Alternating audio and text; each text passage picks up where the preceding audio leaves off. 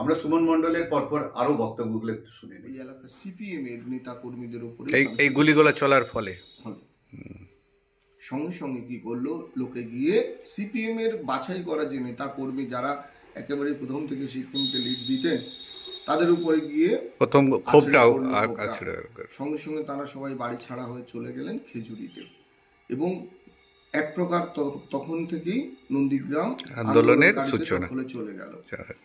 কিন্তু তখন রাজনৈতিক কোনো ইনফ্লুয়েন্স স্টিল সেই সময় পর্যন্ত ছিল না। এবং ওই দিনটাই, যেই দিনটা অরিজিনাল ভূমি আন্দোলনই ছিল সাধারণ মানুষের, বলা যেতে পারে মানুষের, এবং সেই দিনটা কিন্তু কোনো রাজনৈতিক ইনফ্লুয়েন্স কোনোভাবেই কাজ করছিল না ওখানে। কাকতালীয় ভাবে ওই দিনই ওই হাজরাকাটা আশেপাশের এলাকাতে তৃণমূলের একটা সভা করার কথা ছিল। সেই মঞ্চটা বাঁধা ছিল, কিন্তু কোনো লোকজন আসেনি। আন্দোলন তখন পুরোদস্তুর রান হয়ে গেছে। এবারে গোটা এলাকার মানুষ তখন কি করছেন, পুলিশকে যাতে না এলাকায় ঢুকতে পারে সেই জন্য সমস্ত জায়গায় রাস্তা কাটা শুরু করে দিলেন ওনারা। সারা রাত ধরে রাস্তা কাটলেন।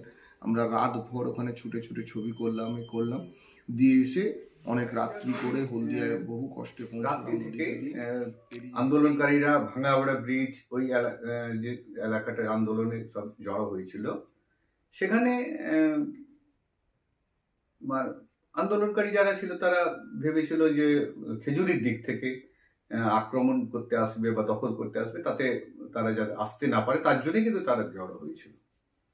কিন্তু দেখা গেল 6 তারিখের ভোরে, মানে 7 তারিখের দিনে, জানুয়ারি 2007, হঠাৎ করে একেবারে ভাঙাবেড়া ব্রিজের কাছাকাছি সিপিএম এর নেতা শঙ্কর সামন্তর বাড়ি ছিল।